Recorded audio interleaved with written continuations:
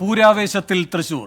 രാവിലെ കണിമംഗലം ശാസ്താവ് തെക്കേ ഗോപുര നടയിലൂടെ വടക്കുംനാഥ ക്ഷേത്രത്തിൽ പ്രവേശിച്ചതോടെ പൂരത്തിന് തുടക്കമായി. നെയ്തലക്കാവ് ഭഗവതിയുടെ തിടമ്പേറ്റി തെച്ചിക്കോട്ടുകാവ് രാമചന്ദ്രൻ വടക്കുംനാഥ ക്ഷേത്രത്തിലേക്ക് പുറപ്പെട്ടു. 8 ഘടകക്ഷേത്രങ്ങളിലെ പൂരങ്ങളും ഉച്ചയോടെ വടക്കുംനാഥ സന്നിധിയിൽ സംഗമിക്കും. തിരുവമ്പാടിയുടെ മഠത്തിൽ വരവിന് അല്പസമയത്തിനകം തുടക്കമാകും.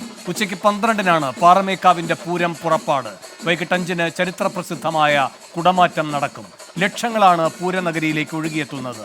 പൂരവിശേഷങ്ങളുമായി സൂരജ് സജിയും തൃശ്ശൂരിൽ നിന്ന് ചേരുന്നു. സൂരജ്, ഈ ഘടകപൂരങ്ങളുടെ വരവ് എങ്ങനെ പുരോഗമിക്കുന്നു, എന്തൊക്കെയാണ് വിവരങ്ങൾ?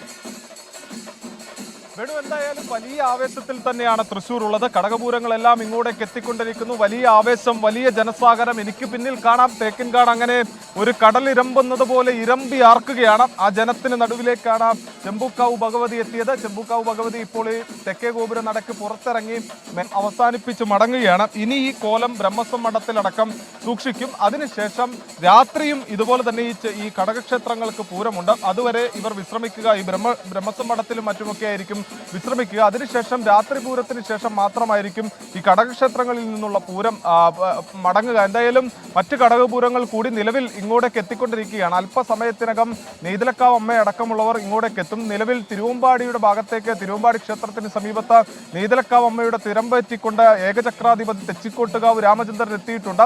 എന്തായാലും പടിഞ്ഞാറേ നടയും തെക്കേ ഗോപുര നടയും എല്ലാം നിറഞ്ഞു കവിഞ്ഞിരിക്കുന്നു. ഇപ്പോൾ പ്രത്യേകിച്ച് പറയുകയാണെങ്കിൽ ഈ പടിഞ്ഞാറേ നടയിൽ ഇതിലേറെ, ഞാൻ നിൽക്കുന്നത് തെക്കേ നടയിലാണ്, ഇതിലേറെ വലിയ ജനക്കൂട്ടം അത് പടിഞ്ഞാറേ നടയിൽ നമുക്ക് പ്രകടമാണ്. കാരണം അങ്ങോട്ടേക്കാണ് തെച്ചിക്കോട്ടുകാവ് രാമചന്ദ്രൻ അടക്കമുള്ളവർ എത്തുക. അതുകൊണ്ട് തന്നെ ഈ തെച്ചിക്കോട്ടുകാവ് രാമചന്ദ്രൻ, അതായത് ഇവരെ സംബന്ധിച്ച്, പൂരപ്രേമികളെ സംബന്ധിച്ച് രാമനെ കാണാൻ വേണ്ടിയുള്ള കാത്തിരിപ്പാണ്, രാമന് വേണ്ടിയുള്ള കാത്തിരിപ്പാണ്. നെയ്തലക്കാവ് അമ്മയുടെ തിടമ്പേറ്റി പലകുറി ഈ തെക്കേ ഗോപുര നട തുറന്ന് പൂരവിളംബരം നടത്തിയത് രാമനാണ്. പക്ഷേ എന്നാൽ ഇക്കുറി തെച്ചിക്കോട്ടുകാവ് രാമനെത്തുന്നത്, രാമചന്ദ്രൻ എത്തുന്നു നെയ്തലക്കാവ് ഈ ഘടകപൂരങ്ങളുടെ ഏറ്റവും സമാപനം കുറിക്കുന്ന, അല്ലെങ്കിൽ ഘടകപൂരങ്ങളുടെ ഏറ്റവും ഒടുവിലത്തെ പൂരമായിക്കൊണ്ടാണ് രാമൻ എത്തുന്നത്. എന്തായാലും വലിയ ആവേശം അവിടെയും നമുക്ക് കാണാൻ കഴിയും. എന്തായാലും തിരുവമ്പാടിയിൽ നിന്ന് നിലവിൽ മഠത്തിലേക്കുള്ള വരവ്, അതായത് മഠത്തിലേക്കുള്ള പൂരം അത് പുറപ്പെട്ടു കഴിഞ്ഞു. മഠത്തിലേക്ക് എത്തുന്നു. ആ മഠത്തിൽ എത്തിയതിനു ശേഷം ഈ തിരുവമ്പാടി ഭഗവതിയെ സ്വീകരിക്കുക ഈ വേദം ചൊല്ലിക്കൊണ്ടായിരിക്കും. കാരണം ഈ വേദം ചൊല്ലി ഇത് ചെയ്യുന്നത്, അതായത് വളരെ അപൂർവമായി മാത്രമാണ് അത്തരത്തിൽ ഈ അങ്ങനെ ഈ ചൊല്ലി സ്വീകരിക്കുന്ന ചടങ്ങുകളുള്ളൂ. അത്തരത്തിൽ ഈ മഠത്തിൽ വരവിനെ സംബന്ധിച്ച് ഏറെ പ്രത്യേകതകളുണ്ട്. അതോടൊപ്പം തന്നെ പഞ്ചവാദ്യമുണ്ട്. ഈ പഞ്ചവാദ്യത്തെ സംബന്ധിച്ച് പറയുകയാണെങ്കിൽ ഈ മഠത്തിൽ വരവിനൊപ്പമുള്ള പഞ്ചവാദ്യം കാണാൻ വേണ്ടി മാത്രം 100 കണക്കിന് ആളുകളാണ് എത്തുന്നത്. അവരെ സംബന്ധിച്ച് ഈ മഠത്തിനോട് ചേർന്ന് തന്നെ, ബ്രഹ്മസ്വം മഠത്തോട് ചേർന്ന് തന്നെ നേരത്തെ തന്നെ ഇതിനു വേണ്ട ഇരിപ്പിടങ്ങളെല്ലാം പിടിച്ച് കാത്തു നിൽക്കുന്ന ആളുകൾ ഇഷ്ടം പോലെയാണ്. ഒരു 11:30 തന്നെ അവിടെ നിന്ന് ഇങ്ങോട്ടേക്ക് മഠത്തിൽ വരവ് പുറപ്പെടും. അതോടൊപ്പം തന്നെ പാറമേക്കാവ് ദേവസ്വത്തിന്റെ മേളമാണെങ്കിലും ഇലഞ്ഞിത്തറ മേളത്തിനായി തയ്യാറെടുത്ത് ആ പൂരം, അതായത് പാറമേക്കാവ് ദേവസ്വത്തിന്റെ പൂരം അല്പസമയത്തിനുള്ളിൽ തന്നെ അവിടെ നിന്ന് പുറപ്പെടും. അത് പിന്നീട് ഇലഞ്ഞിത്തറയിലെത്തി ഇലഞ്ഞിത്തറ മേളമായി മാറും.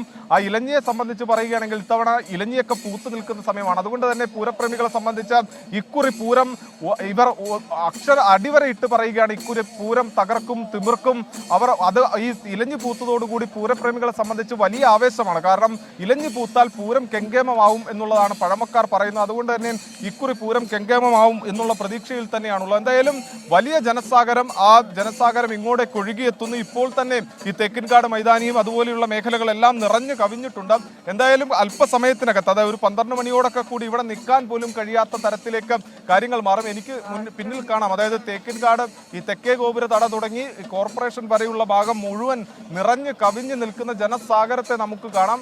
ഇങ്ങോട്ടൊക്കെയുള്ള പാതകളെല്ലാം അടച്ചിട്ടുണ്ട്, കൃത്യമായി സുരക്ഷ ഉറപ്പാക്കിയിട്ടുണ്ട്. എന്തായാലും തൃശ്ശൂർ പൂരം അതിന്റെ ഏറ്റവും പ്രകടമാകുന്ന തലത്തിലേക്ക് എത്തിക്കൊണ്ടിരിക്കുകയാണ്. വേണു, സൂരജ്, ആവേശത്തോടെയാണോ എല്ലാവരുടെയും പങ്കാളിത്തം? തീർച്ചയായും വേണു, വലിയ ആവേശം നമുക്ക് പ്രകടമാകും. അത് ഈ പൂരത്തിനെത്തുന്നവരാണെങ്കിൽ പോലും വലിയ ആവേശം അത് നമുക്ക് ഇവരിൽ എല്ലാവരും പ്രകടമാണ്. കാരണം ഇവിടെ ഒത്തിരി ആളുകൾ ഇവിടെ തടിച്ചുകൂടി നിൽക്കുന്നുണ്ട്. എല്ലാവരെ സംബന്ധിച്ചും അവർക്കെല്ലാവർക്കും വലിയ ആവേശത്തോടു കൂടി പറയാനുള്ളത് ഓരോ പൂരക്കാലമാണ്. അതായത് പൂരങ്ങളെ സംബന്ധിച്ച് പറയുകയാണെങ്കിൽ ഇന്ന് പൂരം അവസാനിക്കുകയാണെങ്കിൽ അടുത്ത പൂരക്കാലം വരെയുള്ള കാത്തിരിപ്പാണ്. അത് അവർക്കൊരു കലണ്ടർ പോലെയാണ്. ഓരോ ദിവസവും പ്രധാനപ്പെട്ടതാണ്.